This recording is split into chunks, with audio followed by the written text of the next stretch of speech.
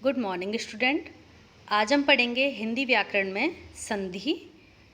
संधि किसे कहते हैं, सबसे पहले ये जानेंगे हम। संधि शब्द का अर्थ है मेल। दो निकटवर्ती वर्णों के परस्पर मेल से जो परिवर्तन होता है उसे कहते हैं संधि। जैसे कि हमने यहाँ एक उदाहरण लिया है भानुदय। तो इसमें क्या होता है कि ये भानु यहाँ ये दे के रखा है, इसका आता है ये से छोटा ऊ है इसका, और ये इधर छोटा ऊ है प्लस करके इसको वापस से लिख देते हैं हम छोटा ऊ। तो दोनों मिलके क्या बन जाते हैं, बड़ा ऊ। बड़े ऊ का निर्माण होता है, जैसे कि हम भानुदय में देख रहे हैं। तो क्या हो जाता है यहाँ पर भानुदय। तो छोटा ऊ प्लस छोटा ऊ क्या बन गया, हमारा बड़ा ऊ बन गया। तो ये दोनों समान स्वर हैं, तो ये स्वरों का मेल किया गया है, तो ये कौन सी संधि हो जाती है, स्वर संधि के अंतर्गत आता है। आगे देखते हैं हम संधि कितने प्रकार की होती है। संधि होती है 3 प्रकार की। पहला स्वर संधि, दूसरा व्यंजन संधि और तीसरा विसर्ग संधि। आगे स्वर संधि देखते हैं। सबसे पहले स्वर संधि कहते किसको हैं। यहाँ बताया गया है कि दो स्वरों के मेल से होने वाले परिवर्तन को स्वर संधि कहते हैं। स्वरों के मेल से दोनों ही तरफ स्वर होने चाहिए।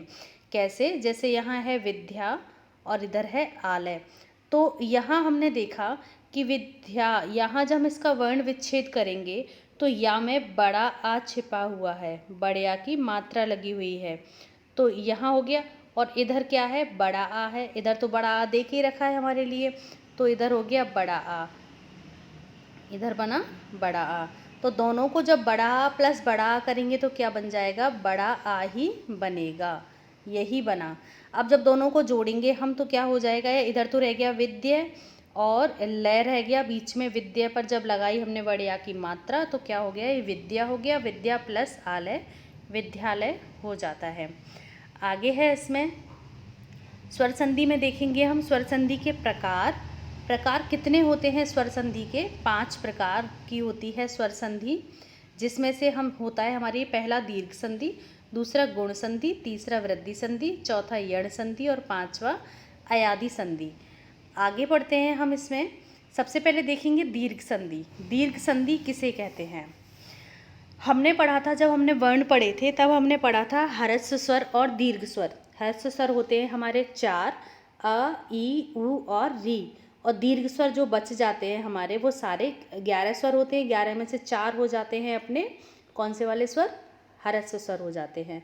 तो यहाँ बताया है ह्रस्व स्वर या दीर्घ, आ ई उ ये तो ह्रस्व हो गए, के बाद यदि ह्रस्व स्वर दीर्घ आ ई उ हो तो दोनों मिलके क्या हो जाते हैं, बड़ा आ, बड़ी ई और बड़ा ऊ हो जाते हैं। जैसे छोटा आ प्लस छोटा आ जब हमने जोड़ा तो क्या बना, ये बड़ा आ बन गया। छोटा आ प्लस छोटा आ क्या बन गया, बड़ा हो गया। छोटी ई प्लस छोटी ई क्या हो जाती है, बड़ी ई हो जाती है। ऐसे ही होता है दीर्घ संधि में जोड़ा जाता है कि छोटा प्लस छोटा बड़ा होता है, छोटी प्लस छोटी बड़ी होती है, और छोटा ऊ प्लस छोटा ऊ बड़ा ऊ हो जाता है, और बड़ा ऊ प्लस छोटा ऊ भी बड़ा ऊ होता है। छोटी ई प्लस बड़ी ई भी बड़ी ई ही होती है। इसमें क्या होता है, दीर्घ होता है, बड़ा हो जाता है। कुछ उदाहरण देखते हैं हम। जैसे हिमालय दे के रखा है, हिमालय, हिम प्लस आलय, हिमालय है इसका। इस माँ में छिपा हुआ है अ, जैसा कि यहाँ लिखा हुआ है, और ये बड़ा आ हो गया। जब छोटा प्लस बड़ा आ हमने यहाँ पर किया तो क्या बना है, बड़ा आ बना है, तो क्या बन गया, हिमालय बन गया। आगे जैसे विद्यालय है, इसमें बड़ा आ है और इसमें छोटा आ है, तो बड़ा आ प्लस छोटा आ क्या बन गया, बड़ा आ बन गया।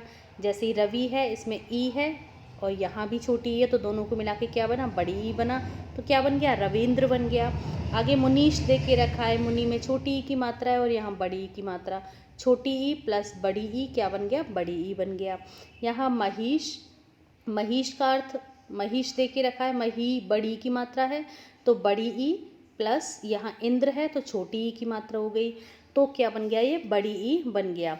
इसमें बताया ये जाता है कि जो पहला शब्द होता है उसका आखिरी वर्ण, पहले शब्द का आखिरी वर्ण, और आखिरी जो शब्द होता है, दूसरा शब्द होता है, उसका पहला वर्ण हमें जोड़ना पड़ता है। आगे देखते हैं हम कुछ और उदाहरण।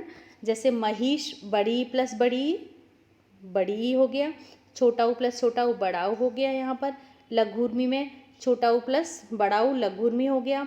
बधूत्सव बधू प्लस उत्सव दे के रखा है तो ये बधूत्सव हो गया। तो इस तरह से हमें अपने उदाहरण करने होते हैं दीर्घ संधि के। आगे है गुण संधि। जैसे स्वर संधि, उसमें क्या था, दीर्घ संधि में क्या था कि समान स्वर आ रहे थे, छोटे आ के बाद छोटा आ ही आ रहा था। लेकिन गुण संधि में छोटे आ और बड़े आ के बाद यदि छोटी ई और बड़ी ई आती है तो क्या हो जाता है, मिलके ए हो जाता है। और इधर जैसे छोटा आ बड़े आ के बाद छोटा ऊ और बड़ा ऊ आता है तो क्या हो जाता है, ओ हो जाता है। यहाँ छोटे आ बड़े आ के बाद री आता है तो अर हो जाता है। इस री का प्रयोग संस्कृत भाषा में किया जाता है, हिंदी में इसका उपयोग बहुत ही कम किया जाता है। आगे देखते हैं हम कुछ उदाहरण इसके। जैसे यहाँ दिया है नर प्लस इंद्र, तो यहाँ हमने देखा था छोटे आ के बाद तो ये छोटा है, इसमें ई आता है तो ए बन जाएगा। तो ए बना तो हमने देखा यहाँ पर ए की मात्रा लगी हुई है, इस पर नरेंद्र बना। यहाँ बड़ा आ है और इसके साथ ई लगा तो फिर महेंद्र बन गया। यहाँ छोटा आ है और इस पर बड़ी ई का जोड़ा हमने तो भी ई बन गया। यहाँ देखिए, यहाँ आ है, आ के बाद क्या है, ऊ है, तो क्या बनेगा, उसमें क्या था, ओ बनेगा। तो ओ बनाया हमने तो क्या बन गया, ज्ञानोपदेश हो गया। ऐसे ही हम देखते हैं आगे कुछ उदाहरण। जैसे महोत्सव, महोत्सव में देख सकते हो आप, महोत्सव, जलोर्मी, महोर्मी, क्योंकि यहाँ क्या किया जा रहा है, ओ बनाया जा रहा है, ऊ के साथ जोड़कर, यहाँ री के साथ अर हो गया। तो इस तरह से हमारी ये होती है संधि। कौन सी वाली संधि, गुण संधि। आगे आती है हमारी वृद्धि संधि। वृद्धि संधि में क्या होता है, यहाँ पर वृद्धि होती है। जैसे छोटे आ बड़े आ के बाद छोटी ए और बड़ी ए आती है तो दोनों को मिलके बड़ी ए हो जाती है, वृद्धि हो जाती है। छोटे और बड़े आ के बाद छोटा ओ और बड़ा ओ अगर आता है तो बड़ा ओ हो जाता है। तो इस तरह से ये नियम है वृद्धि संधि के।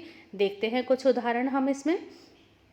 इसमें जैसे देखिए रखा है एक प्लस एक, एक एक है, तो इसमें क में आ छिपा हुआ था तो आ है और इसका ए, जब इन दोनों को मिलाया तो क्या बन गया, बड़ी ए। उसकी मात्राएं हम यहाँ देख सकते हैं। वा में बड़ा आ है, ए में ए है तो क्या बन गया, वैश्य बन गया। यहाँ आ छिपा हुआ है, यहाँ ओ है, तो दोनों को जोड़ा तो बड़ा ओ बन गया, तो बनौषधि हो गया। बड़ा आ प्लस बड़ा ओ, छोटा ओ क्या बन गया, बड़ा ओ बन गया। तो ये कौन सी संधि हो गई, हमारी दीर्घ संधि हो जाती है। आगे यण संधि।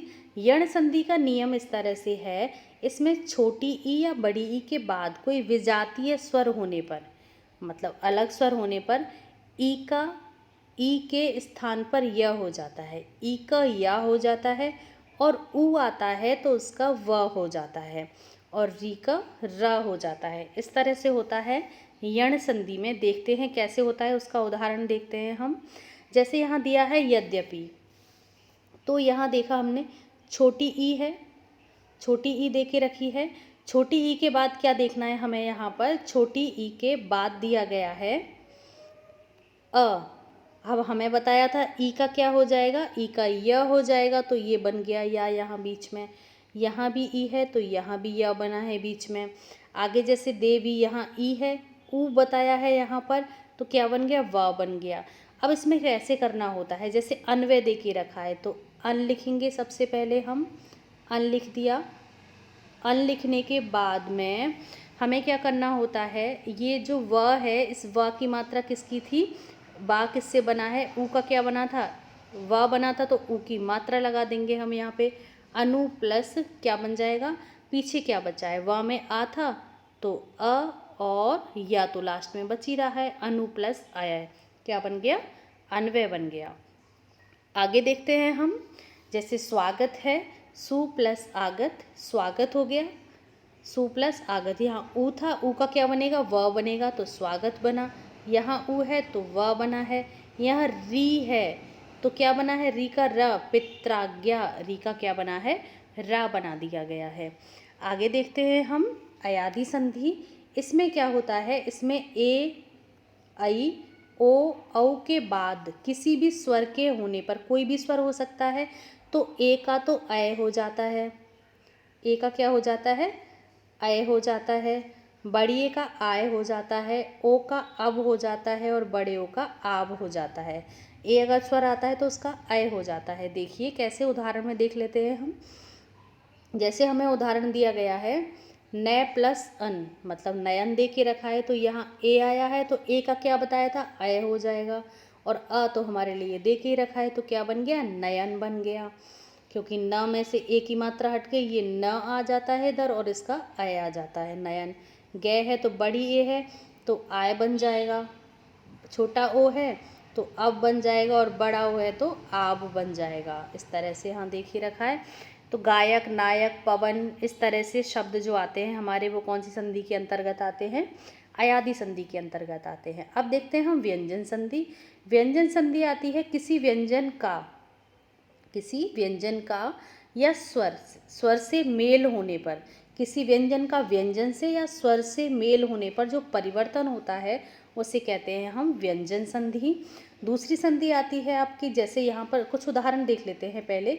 जैसे दिक् प्लस गज, इस क का हमने किससे, यहाँ का भी व्यंजन है और गा भी व्यंजन है, तो का तीसरा अक्षर हो जाता है क ख ग। ये का आधा था तो आधा गा हो गया, ये ग पूरा था तो पूरा हो गया, क्या बन गया, दिग्गज बन गया।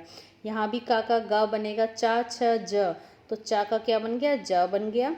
इस तरह से हमारी होती है व्यंजन संधि। आगे है विसर्ग। विसर्ग संधि में क्या होता है कि विसर्ग के बाद स्वर या व्यंजन आने पर विसर्ग में जो विकार उत्पन्न होता है उसे विसर्ग संधि कहते हैं। जैसे मनः, यहाँ विसर्ग है, विसर्ग के बाद क्या आया है, स्वर आया है, तो ये स्वर किस में बदल गया, ओ की मात्रा में बदल गया, तो क्या बन गया, मनोनुकूलन। तो इस तरह से होती है अपनी संधि विसर्ग संधि। तो हमने अभी पढ़ा स्वर संधि के बारे में, व्यंजन संधि के बारे में और विसर्ग संधि के बारे में। धन्यवाद स्टूडेंट।